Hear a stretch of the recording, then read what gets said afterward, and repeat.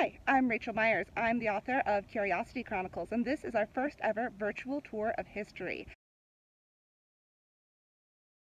Today I'm joining you from the Anasazi Ridge Trailhead, which is just outside Santa Clara, Utah.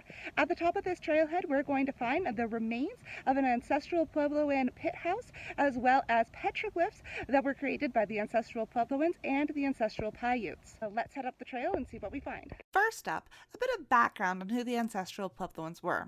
The Ancestral Puebloans are also called the Anasazi, which is the name of the trail that I'll be hiking today.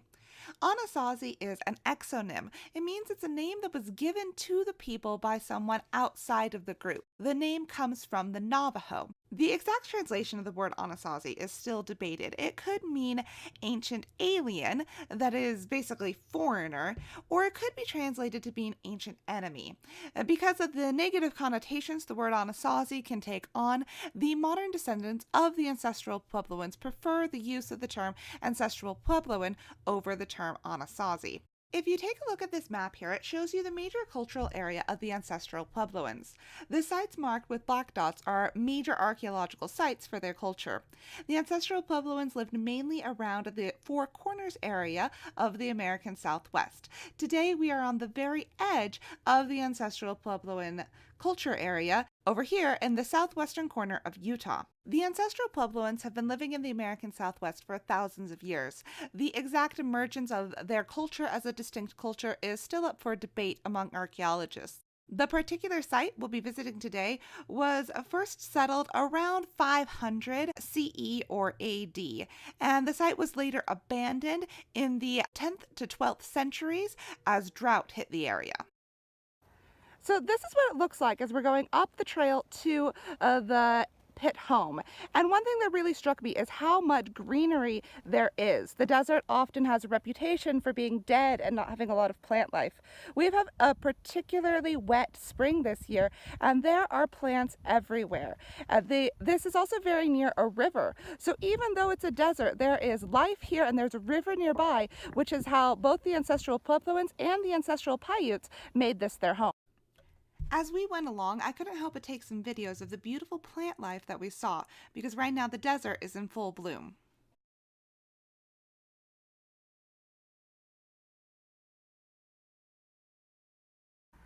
So you can see right here, these are the beautiful red rocks that southern Utah is famous for. And these rocks are easily visible from both the petroglyphs and the Ancestral Puebloan home. And it's easy to see why the Ancestral Puebloans would have been inspired and want to make art and live in this beautiful location. This is the remains of an Ancestral Puebloan pit house. You can see the fences that have been put up around it to protect it from hikers along the trail. A pit house is a type of architecture that's used by peoples all over the world. It describes a home that is dug partially underground and then is covered by a roof. In the American Southwest, like this, pit homes were often built this way for protection from the heat, as the homes that were partially underground had better cooling than homes that were built all the way above ground. So it might be hard to see the remains of the house from where I'm standing, but if you can see these larger rocks along here, they have a curved formation, and then as we come along here, the straighter rocks here, these are the remains of a house.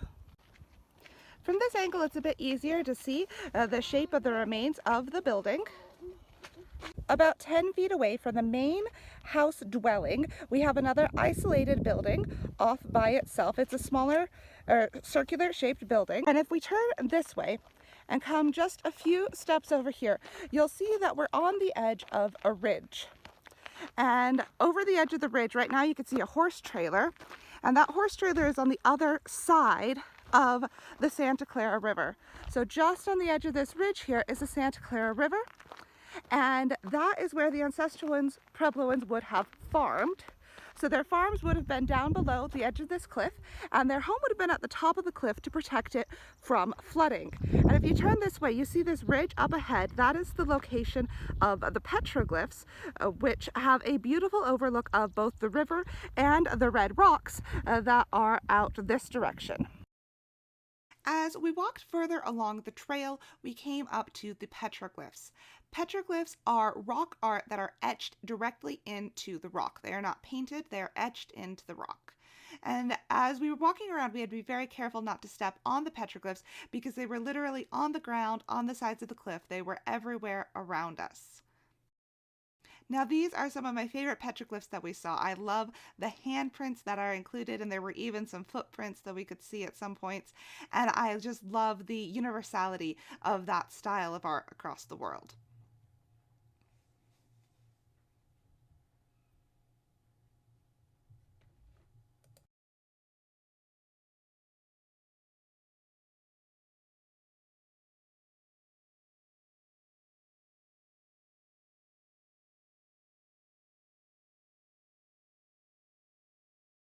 Here, I climbed to the very top of the ridge, and this is a 360 view of what it looks like in this location. That very green strip you saw along there was the Santa Clara River, and behind us are the red rocks. So this is what the area looked like where the ancestral Puebloans lived.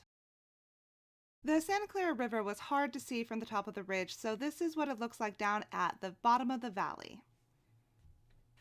Thank you for joining us on our first ever virtual tour of history. Please let us know what you think and ask any questions you have down in the comments.